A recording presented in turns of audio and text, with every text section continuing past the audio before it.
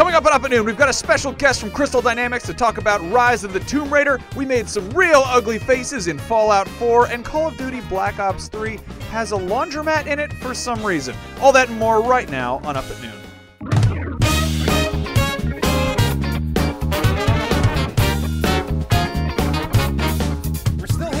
Made it back, all in one piece. They keep letting us do this, and I don't know why. It's kind of amazing. It's Hi guys, weird. I'm Brian Altano. This is Max Scoville. Welcome to Up at Noon Live.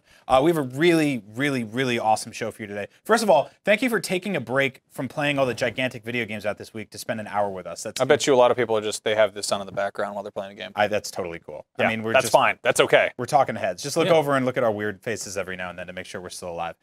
You can watch the show on IGN.com. You can watch it on YouTube. You can watch it on Twitch, PS4, Xbox One, your Roku app.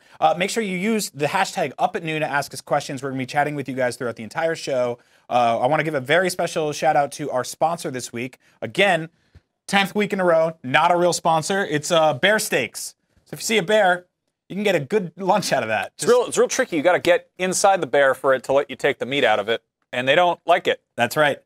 There's a big game out this week where you can kill bears. It's one of my favorite things to do in a video game, period. It's called Rise of the Tomb Raider. IGN gave it a 9.3. Phenomenal game. I cannot stop playing this. We have brand director Rich Briggs on the show to tell us about how this thing came together. Rich, roll on in. Come on. Look at that. Look at that. Look at that. There we are. I wish I had that summoning power with anybody. I think that's just been my most fun entrance ever. Right? Just roll. That was a very casual entrance. I thought there was no other way to do it other than casually slide. Well, we were going gonna to either have you do that or the thing where you pretend to walk upstairs from behind the couch. Why didn't we do that? Can we do it again? This is Rich, not live, right? We can just... Can you do like a levitation from the bottom of the... I did that earlier by accident. I kicked the little lever thing. You guys sunk down real bad.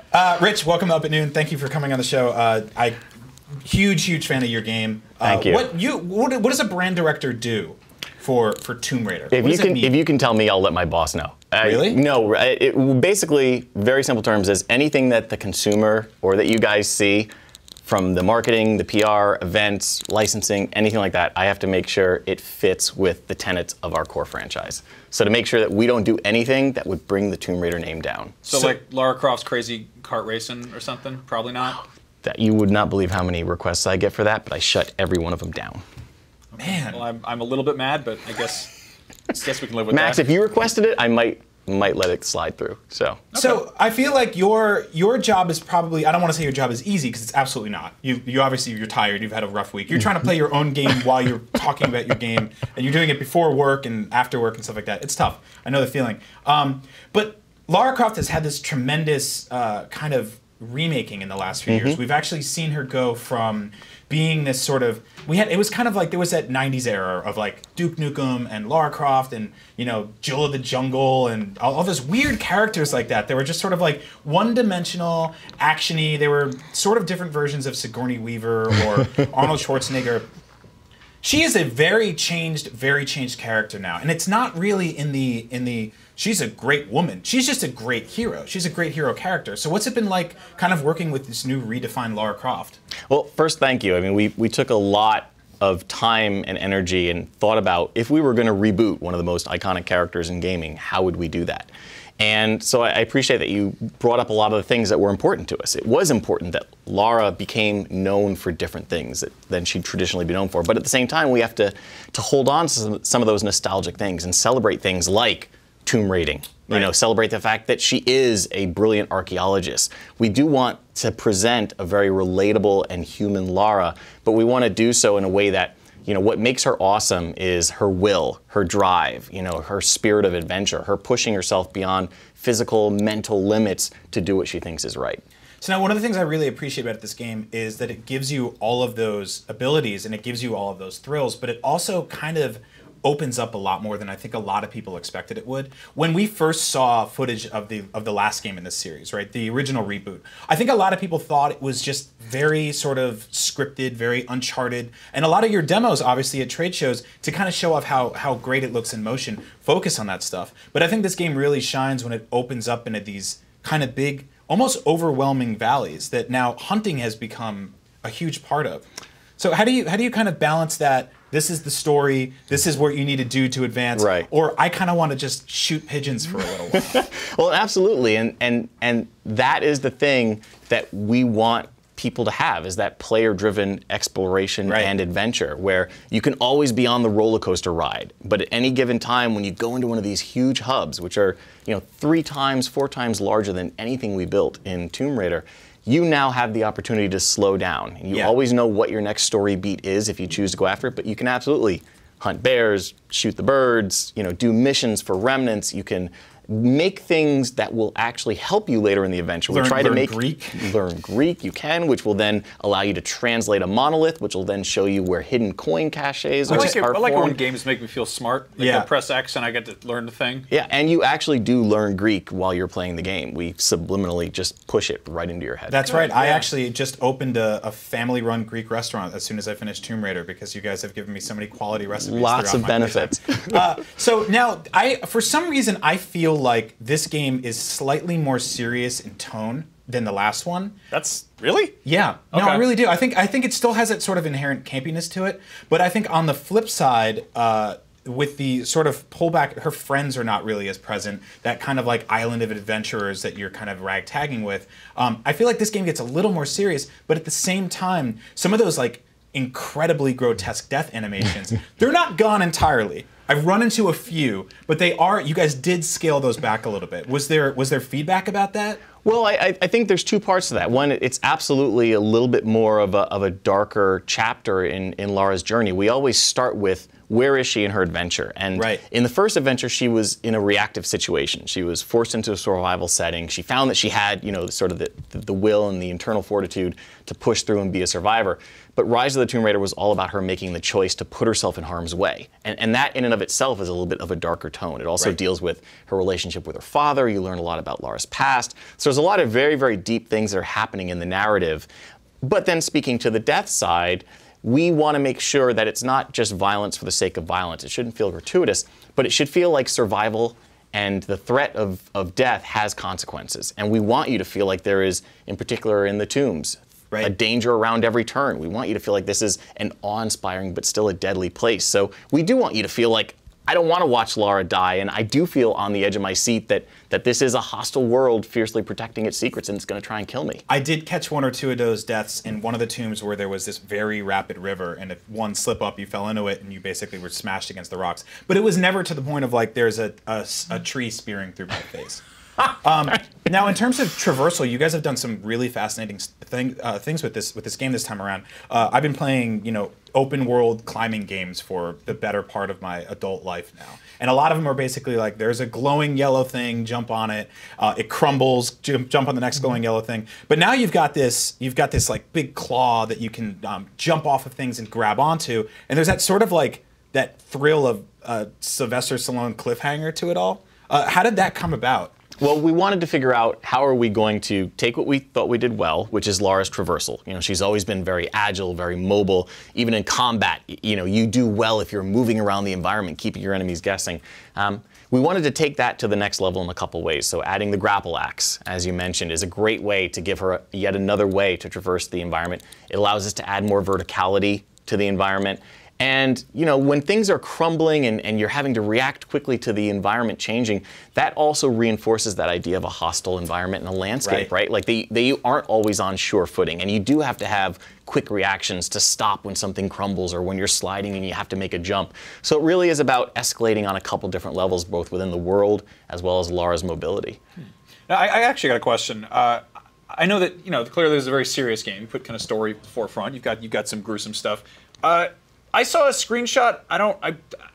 There was a rainbow trail, and Yes. Lara had a real big head. And I was Yes. like, is this an N64 game from Acclaim? Because what's going on here? There's exploding chickens now, right? There are exploding Yeah. chickens. So what? You have my attention. So I'm glad. That was our intent. What happens is you do have other modes that you can play the game, and they're called expedition modes. And paired with that are expedition cards. And along the main storyline, you can earn credits and you can use those to unlock these expedition cards. And we want to make it very clear that you can't play expedition cards in the core single-player campaign because we do want to keep everything very grounded. But when you're playing these extra modes, like a chapter or replay or remnant resistance, which is when you can create your own missions and have the community play them and see how they do, then you can play these expedition cards, and they can lead to some very fun results, like a big head mode, like a rainbow trail, or my favorite, Croft or whatever. chicken bomb, which means, yes, when you throw a chicken, it explodes. Right. So who doesn't want an expedition card that you can talk about replay value? Yeah, Exploding chickens. I think it adds a strange, interesting, fun layer to it all. I haven't jumped into it yet because I'm still like so tonally locked into the way this game is presenting the story that I feel like right now But you know, on the flip side, I'm not exploding chickens, but I will spend 10 or 15 minutes shooting them on the countryside in one of your hub areas, right? Which is just, it feels weird to do, but it's also you get some XP for it. You're a monster. You do. Also. I am a monster. There's both, I won't say what they are because I don't want to spoil, but there's both a challenge as well as an achievement associated with chickens. Sure. So you want to Now, play with them. for the last few years, and I know you guys aren't actively engaged in this pissing contest, I'll call it, but there's been Tomb Raider and there's been Uncharted, and they've been going back and forth. And I feel like Tomb Raider is absolutely setting its way to kind of create its own vision for what these sort of AAA action, you know, kind of almost like Indiana Jones style movie video games are like. Are you guys consciously distancing yourself, or just sort of finding your own footing? Well, I think we're absolutely finding our own footing, and we're obviously huge fans of the Uncharted series. They built some great games over there. But what we want to always do is look at what we've established with Tomb Raider. You know, we were really proud of what we did with the reboot, and we look for ways to not mess up what we think we did well. You know, so the cinematic survival action, you know, Lara's journey, we want to continue those. But then we want to push ourselves in ways like, you know, how can we add on to combat? How can we really make the world open up, like you said, to get more of that player-driven exploration? So it really comes from us always trying to deliver a better experience, you know, going from, you know, a 15 to 20-hour experience to now a 30 to 40-hour experience, where we really want you to feel like there is so much to do in this world, you know, so much that I can do when I'm off that roller coaster ride of cinematic survival action, and when the world really opens up. I think that all comes together, and then of course Tombs. You know, we got to add in the Tombs. So, all that comes together for, I think, us to really just continue to challenge ourselves and push further. I think to speak to the Uncharted comparison, one thing I really do like about Tomb Raider is there is that sense of isolation and exploration, which you kind of get less of when you're hanging out with your pals. You know, like, you know, it's always Nate and Sully, but Lara's like on her own, and I'm actually really excited to hear that it's less of her like picking up after her friends, like in the first one, which, you know, they're all right, they're cool, you know, but it was like, yeah. It's nice to have that sense of like, oh crap, it's me and bears and guys who want to kill me. Like, that's exciting. It is, and I think that really reinforces the survival action. And we also made a conscious effort to have fewer characters because we wanted to go deeper on the ones that we did. You know, we loved the ones from the first game, but we didn't feel like we had the opportunity to flesh them out as much as we would. So really making it so that Lara was on her own more and didn't have as many people that she had to interact with speaks to the isolation, like you said, speaks to having to live off the land, you know, speaks to Lara really having to be the person that's doing this. I mean, she feels this very, very deep-rooted responsibility to do this because she feels like she's the one that has the skill and the will and the intelligence to accomplish it. So you'll see her say, Jonah, go back. You know, I have to do this on my own. And that, I think, supports all those things. 25 minutes. Yeah. Like, Jonah wouldn't approve of that. You don't know no where good. that fits in the grand scheme of things. That's true. We have not yet revealed where chickens fall. It's all part of the original in vision. the pursuit the gritty of reboot of immortality. Alfred Chicken. Now it's been strange for me because I realized that this game came out between my 1-year wedding anniversary and my wife's birthday. And she has been watching me play this a lot, and she said to me, like, what is this? And I'm like, it's Tomb Raider. And she was like, oh, that Angelina Jolie movie. And I was like, no, man, like, you know, a lot has changed since then. But we got a question from ZenBloke on Twitter. He says, Emma Watson for the Tomb Raider movie. Oh. So if you guys were to bring interesting. back, if you were going to remake a movie about Tomb Raider, Emma Watson? Well, you know, I mean, because I feel like you guys have an actress set already. I know. I've got to stick with Camilla. I mean, you know, the movie. Obviously, they've announced that there's a movie. It's in the reboot timeline. We haven't announced many other details around that. So there's nothing around casting yet. But for me, Camilla kind of is Lara. So I was going to say Jennifer Not Lawrence that I don't makes a lot of respect sense. Jennifer Lawrence. I have respect for Jennifer Lawrence. I have knows a bow and respect for arrow. Emma Stone. But you know, I got to go back to Camilla. I can't even picture Emma Watson with just like a little bit of dirt on her face getting out there. She's a little too prim and proper for that. You should check out my blog. It's Emma Watson with Emmett Stone with dirt on her face. .blogspot. Oh, good. It's real good. That's a really long URL. I'm glad you locked that. Well, it's also a blog spot, and we're in 2015. Yeah. What are you going to do? Finally, you guys have one of the biggest games of the week, right? But you picked a kind of interesting release day. You went up against this massive 200-hour open world post-apocalyptic RPG, which I feel like is eating up a lot of the sort of time and real estate and conversation space. But at the same time, you guys shipped this phenomenal game. Like, Thank you. Of all the days in the world, how did you guys share a date with Fallout 4? Well, you know, we didn't know their date when they announced, so we weren't privy to that information. I think that they're two very different experiences. I agree. So, you know, we knew we were getting ready to announce our date at E3. They did the same. I wish them all the best. I'm a huge Fallout fan. And I think that, number one, we've got two experiences that can satisfy two different things. Yeah. And number two, who else was going to launch on that day? Nobody, right? You look at that, you're like, oh, Rise of the Tomb Raider and Fallout 4? Yeah, I think I'll steer clear of that day. It's like you guys, and then Bethesda, and then it's just like Barbie horse racing and her sisters or whatever. Hey, that's a contender, okay? That's true. That's true. I saw that a lot of one people we were scared of. A lot of people at the midnight launch for that. I was. Whew. Well, Rich, thank you so much, man. Thank you for bringing your energy and for putting out this amazing game. What's the rest of your career look like now? Well, we'll keep it simple. Yeah, Fall the of rest the of my Tomb Raider. career. No, that's not a bad one. That's the Fall of the Tomb Raider. Maybe a little darker than we infinite want to faller. go. You just gotta dodge chickens and bricks. Like and stuff. Downwell. What's that game? Or, Yeah. Sure. The game's out. Do you get to relax now? A little bit. You know, we have some DLC. We're still working on lots of promotion for the game, so I'm not going to relax just yet. But I will say, I will take some time off around the holidays, so Please that'll do. be good, Yeah, and I'll definitely. be playing lots and lots of games. So Go 100% your own game. And thanks, Brian and Max, for having me on the show. Of course, man. Always Thanks for great coming chatting by. with you guys. Come back Appreciate soon. it. I will. All right. Thanks, Rich. Now we're gonna roll you. right. There we go. I get to stretch out a little bit. All right. That was good. How are you, Max? I'm all right. You good? I really want to play that game.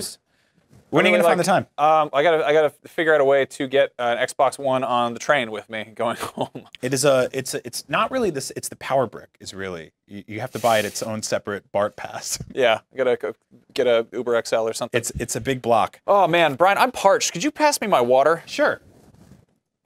Ah. This looks very good. This is a good the use. Sip boy. There are people that can't get these things, and this is Yeah. what we're doing with ours. Sorry guys, I don't know. I'm thirsty. What do you want? Sure. Let's both drink at the same time. Oh, that is some dirty I wish water. we were ventriloquists. We would have nailed that part right there. Yeah. So we just talked to Rich, obviously, about the other big elephant in the room this week, and that's Fallout. You just drank out of a Collectible.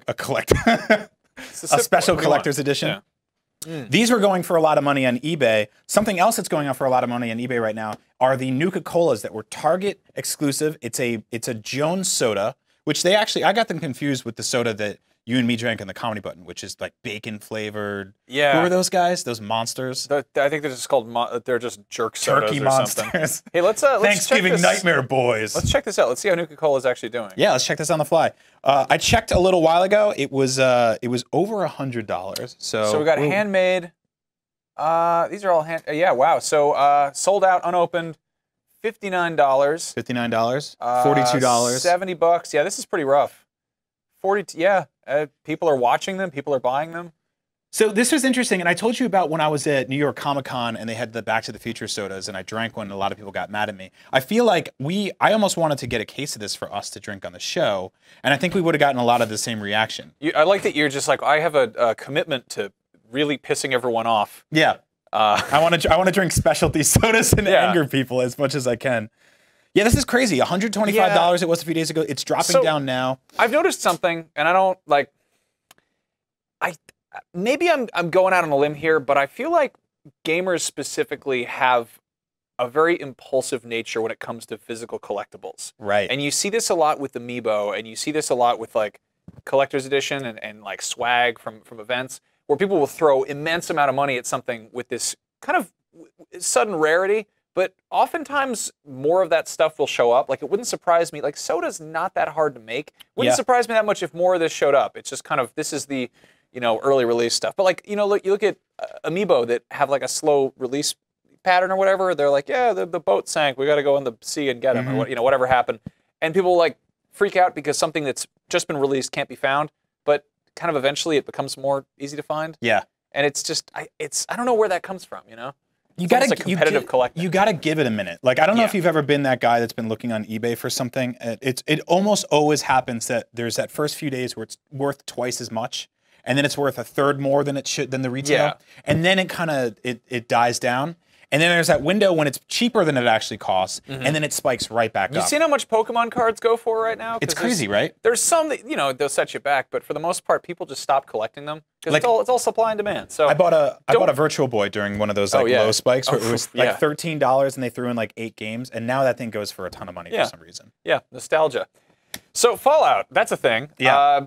Neither one of us weren't too crazy about it. Like, I mean, it's legitimately overwhelming, and there's a Yeah, lot to do in that game. I will say that for sure. The character creation is leaps and bounds beyond what they had going on for 3. 3, Yeah. everybody looked like Lance Henriksen.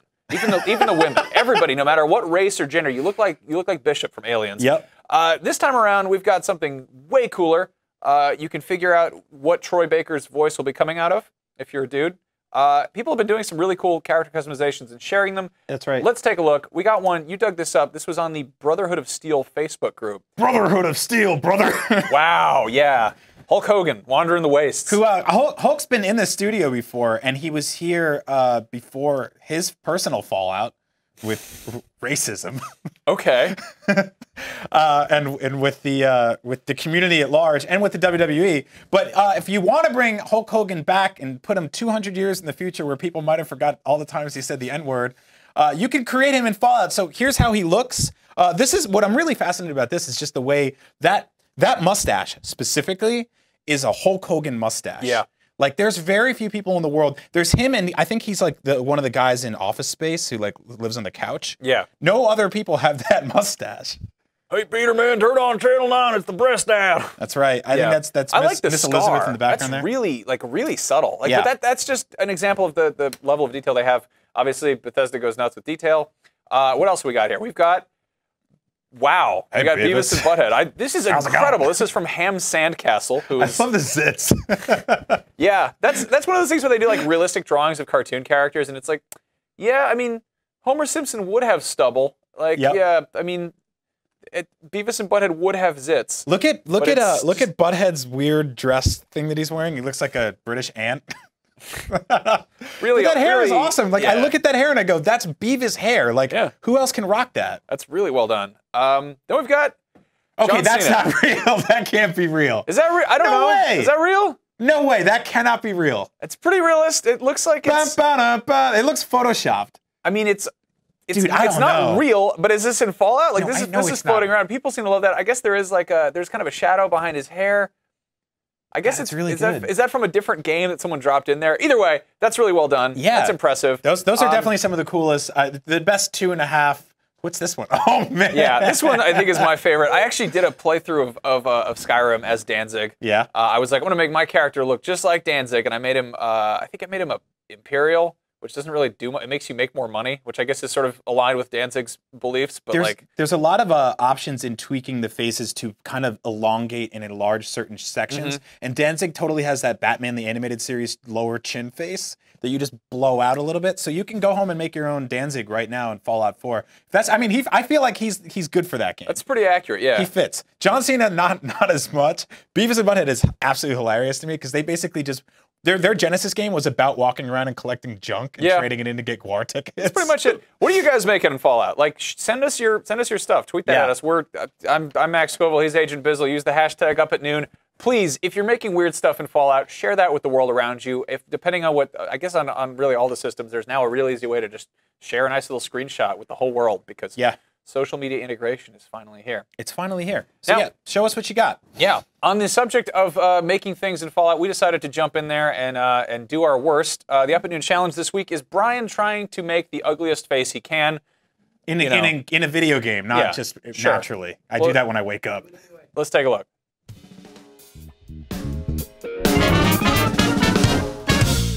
Hey everybody, Max and Brian here for the Up and Noon Challenge. Fallout 4 is out. It's got a lovely suite of character customization. You can make pretty much any person imaginable. Brian is trying to make a person who looks like Just some kind of dessert, Yeah, just I guess. real. Let's see how much damage you can do in 5 minutes. I'm putting that on the clock now, and go. Mouth blemishes. That's an option. You know, I feel bad for people. Are people trying to make themselves in these games? I made myself pretty good. Yeah. Do you look like Honestly, I don't have, like I'm a pretty bland, vanilla-looking white guy. So most games that have character customization, I changed like 3 things on the hair, and it's sort of there you go. this? Yeah, I'm a bald space marine that looks like he ate a lot of space. I mean, you food. were the character model for GTA 4, so that kind of works okay. Yeah, that different actually about worked a lot. Ah, okay. So we're just right now. What we're doing is we're applying every type of scar and blemish. And This I is- started with a nice base of a horrible-looking face.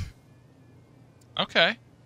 Can you make his ears look cool? Yeah, let me put all this gory garbage all over his mouth and face first. Jiminy Cricket, Brian. Oh, he's gotten it real bad. We're only on the bees. He looks like a poster of Mordor.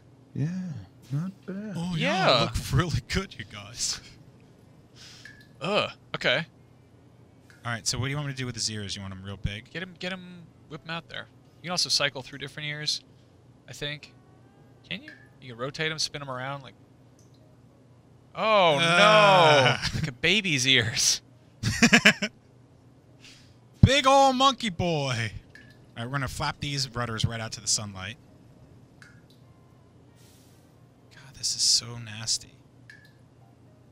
All right, that's about as gross as we There's can my make those strapping ears. husband. There's my fat boy.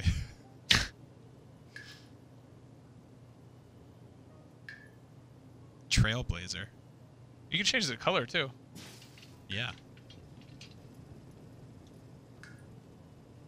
Ginger. It's always one of the scariest. We're just alienating just so many viewers, probably. Yeah, there's a lot of people that watch our videos that look exactly like this man. Here we go. Well, hello, handsome. Not See, really. That looks nice. I think. Really? I think that's a very distinguished look, having a nice little white snow cap on there.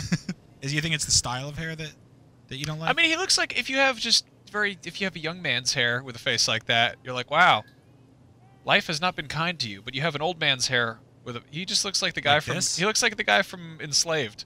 or the neighbor in Home Alone. Yeah. You All did a right. haircut yesterday. You do anything to his neck? Sure. Make it real. Make it real weird. Ugh. This is. Imagine you can look at this face for the entire game. That's very realistic. What do you think, hon?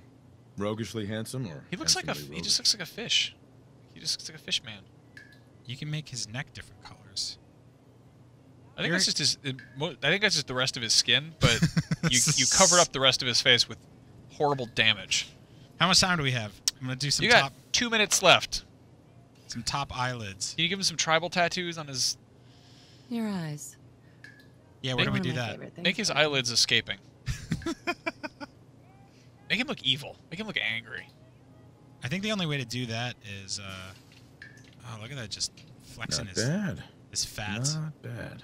His fats, they're eyelids. Yeah, well, they're large. He looks okay. He looks all right. I think it's a nice face. Really? What is wrong with you? You have a very I'm not high. a judgmental prick, man. You have a high Just- tolerance for what these people look like, I guess. Yeah, make him very Make him a skinny. real big, large man. I miss Saints Row. Saints Row was serious. Oh, okay. He's gonna I kiss thought her. he was gonna go in for a kiss. Hey, my turn, big guy. You smiling? You should make her have a tiny, tiny little nose. No, I'm gonna leave her Let me just right. just She's slide, gotta yeah. carry the weight for both of them when they go out in public. She's gotta bring extra garbage bags to cover this man's. What happens if you take this face and turn it into a lady's face? It doesn't work Hit, like that. hit triangle. Oh, does it just swap Okay. them? Yeah, it just Come on. swaps. Oh, okay. See? What happens if you do?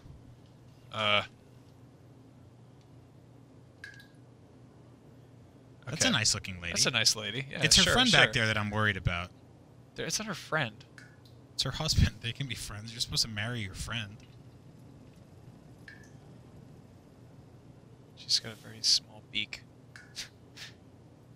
She's like a little bird. What's wrong with you? Here, go back to the hideous Home Alone. Go back to the man. Yeah. All right. Just another minute, I swear. Hold on, I have to mess up my disgusting I face. missed a spot shaving. That's what happened. I'm sorry, man. That is a disgusting character. I think I nailed it. Oh, he's He looks like Nightcrawler. He's actually- I like Nightcrawler. He's worse when Nightcrawler's he's great. skinny. Come on, baby. Oh, every time he goes in for that kiss, I get real sick. Well, there's the old-timey car horn. Oh, hey, it's a normal man. Yeah. What'd you do? Hey, it's Orlando Bloom. You got rid of our scary man. Yeah, I know. He was a pretty ugly dude. Yeah, It's okay, we're recording the whole thing. that's fine. Well, I think you won. Yeah. I think you won the contest to make people look different. But remember, it's what is inside that counts, I think. And this is a game where you can eat irradiated cake and be a cannibal, so That's right. you can be ugly on the inside too. Just watch your weird face. Back to you up at noon.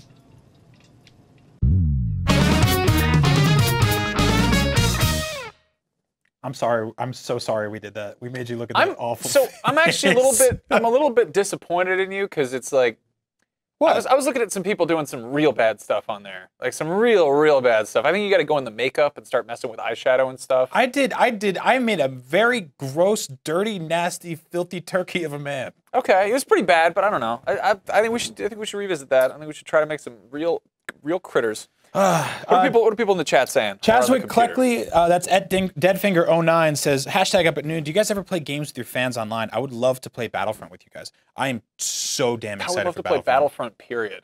You got to get on Xbox today, apparently. We're here instead doing the show, but EA's got early access going. But another thing you can do, which Max clued me into yesterday, is there's a Star Wars Battlefront app that we've been messing around with. This is actually surprisingly fun. I don't know why I'm pulling my phone. I can't really Yeah. show you this, but it's it's one of those. There's a logo. It's very similar to the Destiny app that they put out, where you can like look at your Guardian and spin them around and look through all your stats and everything.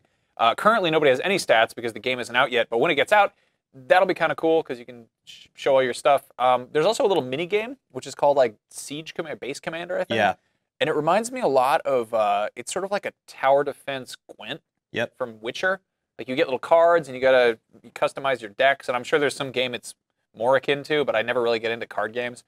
Really fun, and the cool thing is it actually earns you some money in the game. So if you want to like start saving up and you, I don't know, ride the bus or go to the bathroom a lot, you should get this little app and just grind away, earn some points, and you can Earn buy guns while you poop. a cool hat. One thing that does suck is that it shows the breakdown of like unlockable like skins and Right. character faces. I was like losing my mind that you can play as a Quarren. They're one of those like the squid head guys. Right. That is apparently that and a female Twi'lek are like the two hardest things to unlock. In They're that like game. level 50 and Yeah. 40 respectively, which Yeah. are the 50 is a level cap right now. I got to 5 in the beta after a few hours of play. You actually can't buy any of the guns or the skins yet because we're all locked at level 0. Once that starts, we can spend our credits and stuff like that. But yeah, man, I'm a little bummed out. I didn't see any male Twi'leks in there. I really want my Bib Fortuna game. I mean, hopefully maybe I'm they- asking for too much. Yeah, I mean, there's so many weird races I'd like to play. It'd be kind of cool if they they brought in like a new class or something that was like a Wookiee or like another big species. You Yeah. know, like you play as a Trandoshan or a Tals or a Wookiee, but like they're slower or something. So I was thinking about that, and it actually reminds me a lot of playing GoldenEye and how there was just a noticeable height difference between shooting Jaws in the face and shooting Oddjob. And I guess like my Star Wars nerdery goes, put those characters in the game because I love them, but like in terms of a gameplay balance issue, a Wookiee's a huge target, you know? So, you gotta and make an Ewok's a tougher one. You got to make so. them slower, but easier to hit. Yep. And Now- he's got more armor. A lot of people are playing a different first-person shooter this week. We talked about Fallout. We talked about how fun Tomb Raider is, but people are really into Call of Duty. Last week we showed you what it looks like on last gen. Spoilers, not that hot. You can go back and here watch we got those a couple clips. images here. So specifically, there's one little bit I think we need to show off. Yeah, we kind of IGN glossed has over a- this last week. IGN has a proper like graphics comparison on the website, on all the video channels and so forth. I love this so much. This is the funniest thing I've seen in a video game in quite some time. Yeah. You're supposed to be exploring this futuristic, Middle Eastern city. In the Xbox One version, you go in and there's like Coalescence, and it's like a server farm or like a secret base there. It's a laundry room. It is a laundry room on Xbox 360. Right? That is the least futuristic room you can have. Short But of a one that doesn't have any machines in it. I feel like they did like a weird. But it's like both sides of this stupid area. Look at yeah, this. they did like a weird find and replace in the code. I don't know how video games are made, but it seems like the craziest stylistic design decision to say we're gonna turn this room from like this futuristic server room to this like weird. But they still put trash on the floor. Yeah. You know, like it's very So odd. here's a closer look at the modern one. It's like that's all real futuristic. And then you look at the 360 one, and it's like, Why is there so much laundry yeah, in this game? This looks like a college dormitory that just has old vases and rugs everywhere. right? I don't know. Like I'm kind of a fan of that just on the basis that it's like it's Star Wars logic where they're like, what looks futuristic? That's set decorate. But it's also like, is this assuming that people who don't have an Xbox One are not high tech enough to know the difference between a laundry room and a server farm? It's kind of shots fired at people with a last gen console. To be like, Yeah. the difference between the last gen console and the current gen consoles are basically that one of them is futuristic and one of them cleans filthy poop stains out of clothes. Yeah. That's real gross. Call of Duty is probably the game from this fall that I'm skipping. I think I might get back. Yeah. I might get to the single player at some point. Might jump into it. I actually had a really good time with Advanced Warfare. Like Yeah. that's the only Call of Duty game I had fun with in multiplayer, just because it was like super goofy. Like you're jumping around with laser guns and doing Yep. weird super jumps. Yeah, I feel like that. those games are getting so strange and so futuristic and cybernetic that they're actually coming back around to being appealing to me again. Yeah. In terms of being like sci-fi games, all of a sudden, I'm interested in that. We did some Let's Plays a couple weeks ago showing off some of the zombie modes and stuff. But in terms of big first-person shooters, I'm going with Battlefront. And I think it's because it's Star Wars. I love Star Wars. It's a little more casual. If they put washing machines in that, we'd be like, "Whoa, there's washing machines in Star Wars Battlefront!" Yeah. It would be that. Who's the guy with the ice cream machine and he runs out of the Death Oh, Star? Wilro Hood. Yeah, There's who a little they bit of trivia. feature. A lot of people know about this, but there's a dude in the background in the Cloud City scene in Empire. Yeah. He's running out when Lando's like, "You got to evacuate. The Empire's forces are here." And this guy just runs by in the background, and he's just this regular dude. He's wearing a sweater and some pants and some little boots, and he's carrying this white thing. And in 1980, it looked real futuristic, but now it looks like an old ice cream maker that they used to sell at like Sharper Image or like Hammacher Schlemmer or whatever. Yeah. It's just this goofy looking kitchen appliance. And so he's just like booking it in the background. And people are like, yeah, that's an ice cream maker. And there was this thing that happened a few years ago where Hasbro occasionally jumps on the horn and they're like, hey, fans of Star Wars toys, what character do we not have a toy of that you'd love to see? And they like open it up to fan voting and fan choice.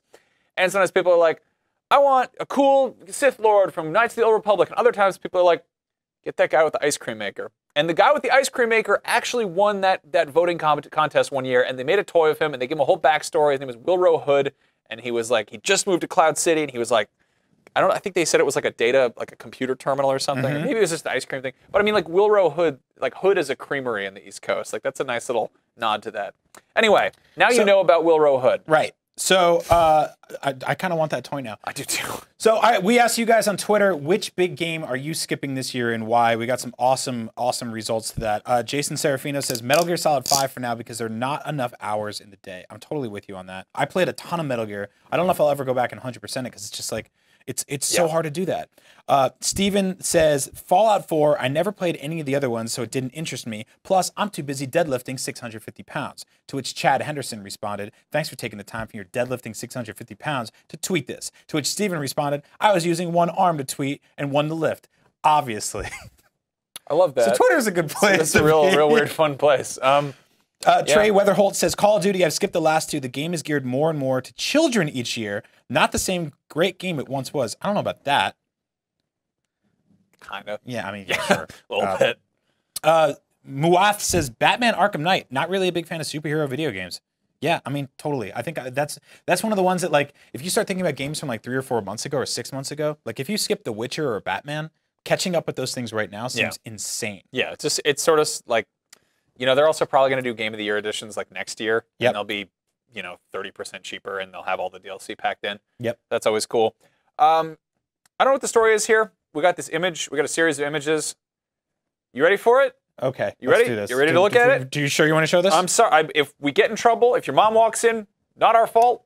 Totally our fault, but let's go. Get ready to put your hand over the screen. Oh! All right. So this is a new Dragon's Crown statue. It's a tie-in to the game. You can pre-order it now. My problem with this thing is it is designed by people who have never seen a woman. I have baked bread that looks more like a woman than this, and I'm bad at baking bread. Okay, this looks like if you took 7 rolls of raw Pillsbury Doughboy stuff and you just mashed them all together and threw a bikini on them. This is really upsetting. Like, I kind of get Vanillaware's art style. Like, they have some cool stuff in there. Yeah. But like, of all the characters in that game you could make action or statuettes out of, I feel like maybe pick one that is just slightly less. It looks like the end of Akira. What is going on there? Stop! It's Look at really bad. Oh man, that butt is just terrifying. It That's like powdered toast, man. I was just gonna say, it looks like Ren and Stimpy use their butts to clap or pick things up when they get really excited. Look at those That's what it looks like. terrifying hip bones. Like that's. I'm amazed that, I gotta say, on a technical level, I'm amazed they got her to stand and every amiibo has like 6 feet of glue underneath it to make it look like Diddy Kong's humping a block of ice. Or peeing on his own leg. Everybody's got their own, personal tastes. I got If this is yours, you have a problem. real scary Nosferatu toy here. Some people are scared of Nosferatu. I got all these Garfield figurines. So, if you're into that, that's cool. I just think that's a real dumb-looking statue. This is a 1/6 scale version, so that means somewhere in the world is a real woman that this is modeled after. What if they sent one of these to the office and we had to like unbox it? I don't even know what to do. I like it actually physically repulses me. It's pretty gnarly. It is so gross. It's kind of like this. Pull it back up again. Let's do it again. Why are we still looking? I mean, you can't look away. Look at that. Look at that hot pile. Why are we looking at it? What is going on here? It's the bones that are the worst. Has anyone seen a woman? Has even one? Okay, I know hiring a woman is impossible if you make video games. That's the hardest thing in the world. Maybe hire a guy who's met one once. Hire a guy who's been on one date with one woman and she was like, I'm gonna take my top off. And he went back to the team with real research. That looks disgusting. That looks like a truck full of Thanksgiving turkeys crashed into an armory. If you paint it green and had like a scary monster face, I'd be like, that's a cool orc. But it's sort of got a cute face, which makes it real upsetting. So anyway, this was the best year ever for toy sales. Despite that thing, it's not out yet. I think that might make the year go in reverse. Yeah, people are gonna be so repulsed by toys, they're gonna bring them back. But this is a cool story. This is my favorite news. This makes me so happy. How much is this of this is our fault? I think this is partially our fault. Yeah. So there's an AP story floating around that says that the U.S. toy industry is expected to have its strongest year in at least a decade after several years of kids choosing video games and mobile apps over Barbies and stuffed bears and cool action figures that launch missiles that your sister can choke on. But yeah, the annual toy sales are projected to rise 6.2% to $19.9 billion in 2015. Yeah. This is from the NPD Group, the same guys who do that Which Call of Duty sold the best this year. That's awesome. They say it's accredited a lot to Frozen, which is apparently the best-selling franchise of the year. Star Wars is kind of coming in on the rear there, but those toys didn't really launch until Force Friday, which is in September. And they're hard to get. Yeah, but like I think you can also probably blame that on stuff like Skylanders and Amiibo and Disney Infinity and Lego Dimensions. Sure. But that's such good news. I really like toys. There's hope. There's hope for the future, Max. There's hope for future us's who will be hosting shows like this in 15 years, and they'll drag in all their wares off of their dumb desks. Yeah, pretty much. I don't know. I just like I've always been a toy guy. Like first, like I had toys before I had video games. Toys are something you can like carry with you wherever. You don't need batteries or electrical outlet to play video games. Yep. And like, I don't know if you've ever been in a toy forum, but those people are real nice. Toy nerds are lovely people. They're very pleasant. So that makes me really happy. Well, because I think there's something special about playing with toys that translates to the real world, and that's that when you're a kid, you get this sort of mixed bag of action figures, and you make them all play together or fight with each other, whatever it is. I used to have like the foot soldiers fight Batman and stuff like that. And it's really cool to have that sort of understanding that these things are from different places, but they all get along through the joy of crime fighting or kicking each other's asses or living in a cool castle together. And that's really awesome. I think that like it inspires creativity. It inspires just sort of friendship and trading. There's a lot of like social nature that comes with toys that I think you lose just playing an endless running game on your phone. Conversely, I was a very lonely child. Yeah. I had a Deadpool action figure that I really loved, and I would like steal clothes and accessories from other toys and like give them to Deadpool. So I gave him like Gambit's trench coat, and I told like a Playmobil guy his little hat. And so it was sort of like when Deadpool has to go to the grocery store, but he doesn't want to like wear his like bandoliers and swords everywhere. So he's just like, I'm gonna wear my like the Ninja Turtles that dress up in disguises.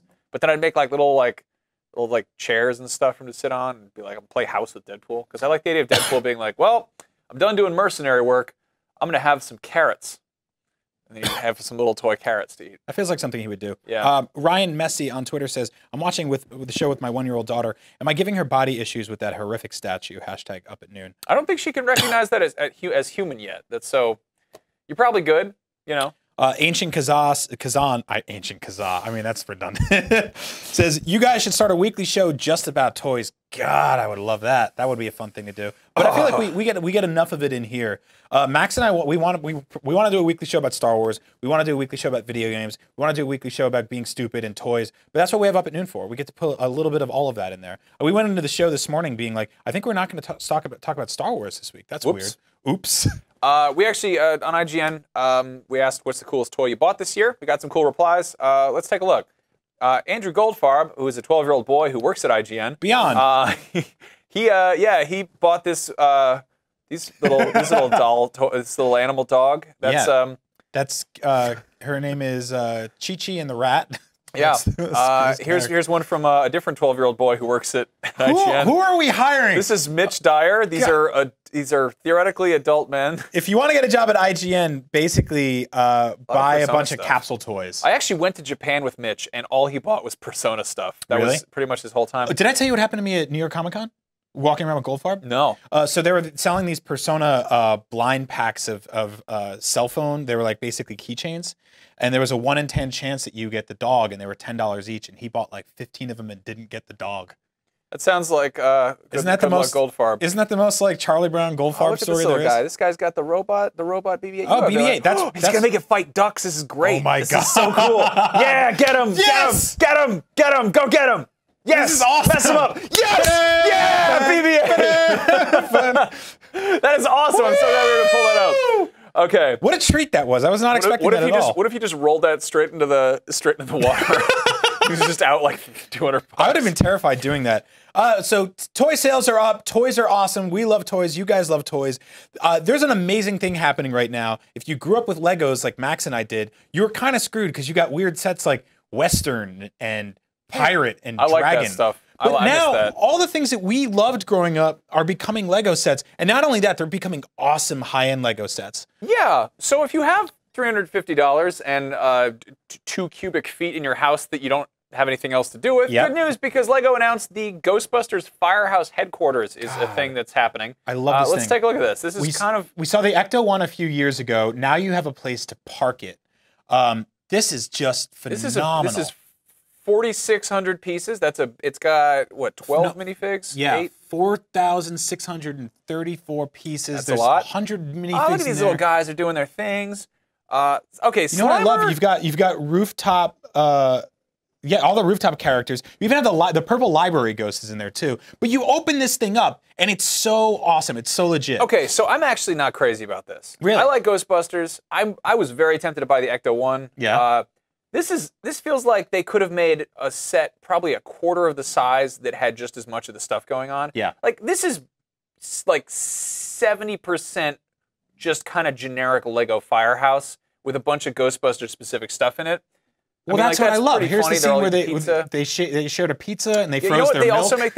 They make Lego pizza places that are just regular ones. But so what? The Ghostbusters.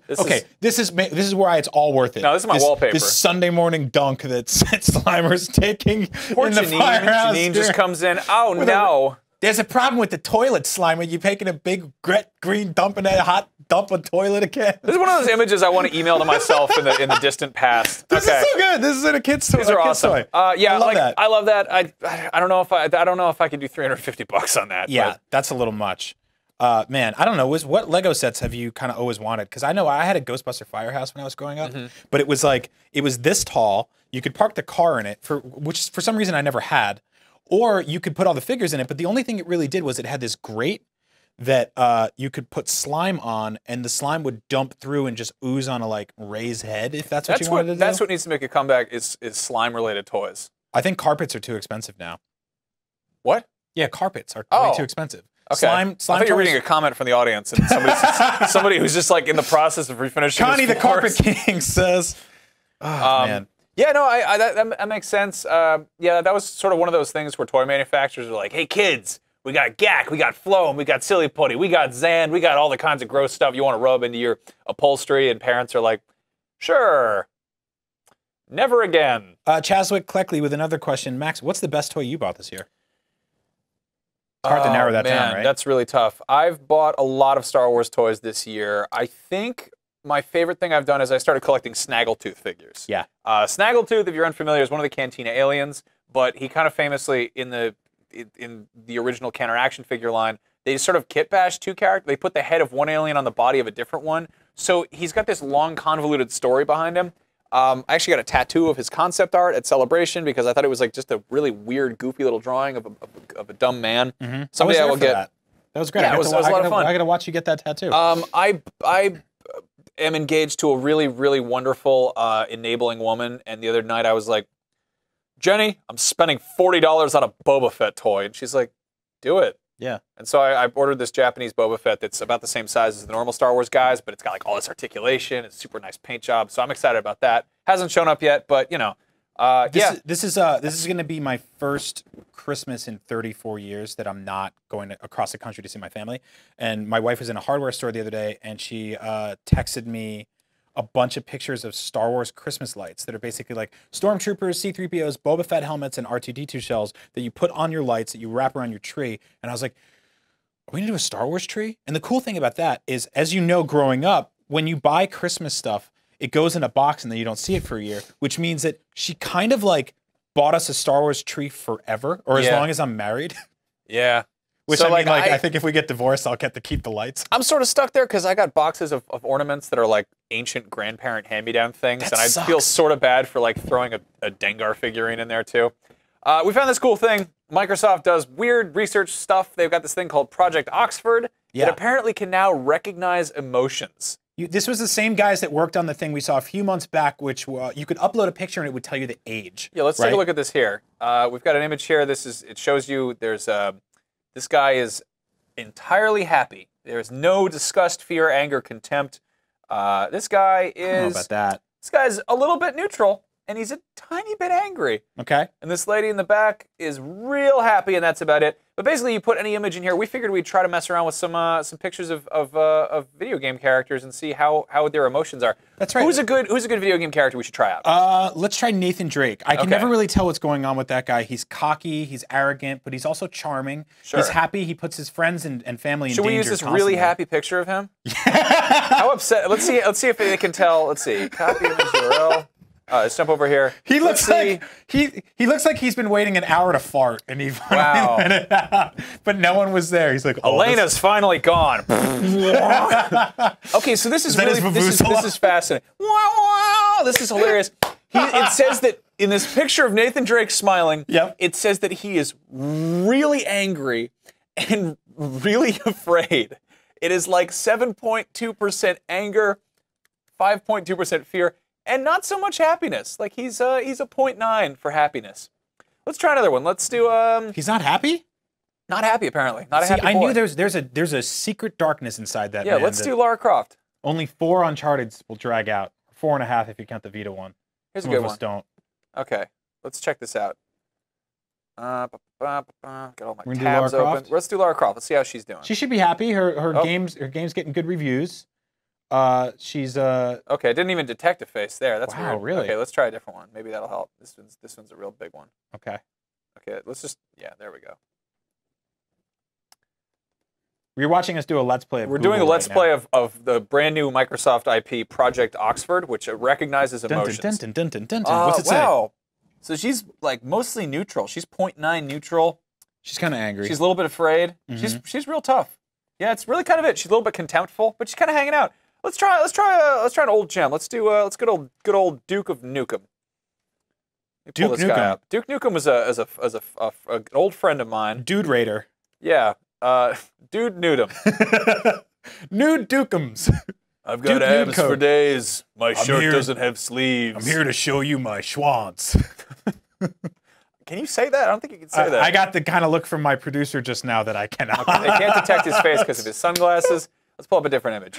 Here's Shout out to Zach Ryan for telling me with his eyes that I cannot say schwanz on this show. I'm Duke Nukem, and you can't say that on TV. Okay, we run a tight ship. I just ran a face detection on Zach Ryan, and he said no schwanz. They can't detect 95% chance of no schwanz. You're going to get me fired. If anybody, okay, they can't recognize Duke's face because he's wearing sunglasses. I really hate that shot from his taint that just goes right up to his face. It reminds me of the I statue. don't know if you can say taint either. I can't? What about I don't know. Twasn't? Tweren't? Why not? All right, Duke Nukem's not working. He wears too many sunglasses. Who's somebody else? Who's another video game character? Max, we know Duke Nukem's not working. He's been unemployed for 15 years. I'm looking for work. Let's try Crash Bandicoot. Crash Bandicoot. It's not gonna work. He doesn't have a human face. All right, let's try Batman. Batman's got a big. Or do you want to try Bruce Wayne? Let's try this one of Sad Man. Oh, Fat Okay. Man. The big old muscle man Affleck. Okay. Is it gonna work? Let's try it out. They can't detect his face. Damn it! Microsoft doesn't know who Batman really is. We'll never know. Anyway, so if you want to mess with this, it's I just think called it's Project powered by Oxford. Kinect. It's just go to projectoxford.ai. It's Yep. real weird. It'll recognize your emotions, your age. Yeah. Speaking of age, something that has aged really well. Ridley Scott's movie Alien. That's a really, really good movie. Have you seen it? Because it's incredible. It holds up really, really well. And then, of course, there's his more recent movie, Prometheus, which does not hold up quite as well. Oh, we don't know yet. It might 30 years from now, it might be worse. Okay. Well, anyway, Prometheus 2 is the thing that's happening. Ridley Scott is working on that, and recently he says that in Prometheus 2, he wants to show where the alien comes from. Like, he wants to explore that history, and you kind of had that happen in Prometheus 1, but he really wants to dig into it. He wants the whole audience to get to know the people who made that nasty beast. He wants people to know where that such a dreadful creature came from. I don't want that. I don't think he realizes that what made Aliens so good is that you don't know what the hell it is. There's a magic that happens when something isn't completely overexposed. When you get glimpses of something, and that's enough to lead you on. It's why I love Jaws, right? That's why Jaws and Alien are both still scary, because you don't see 100%. the thing every day. And it's why it's almost why social media has made it so that everyone has something to say all the time. But sometimes you don't need to say something. Sometimes it's okay to be quiet. And I feel like movies nowadays do this thing where they have to over-explain everything to you. George Lucas obviously did it with Star Wars, where it was sort of like, you know, here's Boba Fett as a child, and here's all this other, there's a race. I mean, like, Patton Oswalt has that whole thing about like how, oh, do you like ice cream? Well, here's a bag of rock salt. Yeah. 'Cause they used it to make ice cream. It's like, Darth Vader was kind of cool when you didn't know what he was like. And He I was think- a mysterious phantom of a figure, you know? And that's something magical, right? And I feel like we need to stop forgetting how important less is more is. I know this is a show it's covered in Photoshops and wacky, goofy stuff, and there's toys everywhere. We live in a very oversaturated, over-encumbered world. Half of Fallout for me was somebody telling me that I'm too heavy, which is thanks. Thank you so much for that. That's what I escaped to video games Throw that for. in the same trash can as the Wii Balance board. Yeah, just making fun. When I got out and it was just like, Games that make me feel bad about myself. But what happened to just sort of being like less is more? What happened to showing a glimpse of something and letting it instill fear? No, I mean, there's the Shakespeare line that the brevity is the soul of wit. And Right. it's like, that's true, I think. I mean, Yeah. it's kind of the power of suggestion and magic. And also, I mean, really, when you have a lot of crap everywhere and you jam pack something with a bunch of things in it, sometimes that hides the fact that there is no substance. Snake Plays Games says Predator should be in Prometheus 2. Dude, I'm 100% for that. You know why? Because I don't care at all about Prometheus 2. So if Predators show up and just start fighting and it's just secretly the best of the 3 AVP movies, which would not be hard to do because the first one was bad and the second one was about a high school kid losing his car keys in a damn sewer drain. Really, that's how an AVP movie started. I grew up reading those comic books expecting something better, and that's what we got. Space Marines in there too. That'd be great. I think that's what Neil Blomkamp wants to do. He's working on that. But that movie's on indefinite hold, which sucks. Because Ridley Scott has to figure out where the alien came from. So that's okay. That actually really pisses me off then, because that means there was a good movie in the pipeline that is not only a great idea. It might have been just an okay movie, but it still would have been. Neil Blomkamp has, compared to Ridley Scott in recent years, has made better alien movies. Yeah. Got cool, wacky weapons in Elysium. He made that movie Chappie. He made that fun rap robot. That was starring a good, Pharrell. Yeah, it's a good movie. Anyway, Ridley Scott, if you're watching this, I'm flattered. I'm losing my mind. I'm also really embarrassed. But also, please don't explain where the Xenomorph came from. I liked it better when it was just this weird, nasty boy who got up in the vents and started scaring the cat. Yeah, anyway, there was that statue of that weird fat guy that was all bloated and opened up, and then there was those eggs on the floor that don't actually glow like they do in the cover. Just leave it. Just stop. On that note, we're gonna let it go. We're gonna move on. We're gonna go out into the world and be free for another week. We'll be back here next week, same time, 12 Pacific, noon, as right. the title would suggest, the titular time of the very series. You and I have to go hop in a room and debate the biggest or the best video game of 2015 right now. That's gonna be fun. With all of IGN. Oh, that'll be peek great. behind the curtain. What's up next, Max? Yeah. Next up, Ryan McCaffrey and Brandon Tyrell are going to force jump into the Star Wars Battlefront. Who wrote that? They're playing Battlefront. What the hell? Say that. Why not? Also, why aren't we playing that? Why aren't we playing Battlefront? I would have traded you. You guys want to do Up at Noon and we'll play Battlefront? We got screwed. All right, have fun, guys. We're mad at you. We're going to come in there and mess up your hair. But go check out what they're doing because they're playing Battlefront, and it looks awesome. We'll see you guys next week. Take it easy.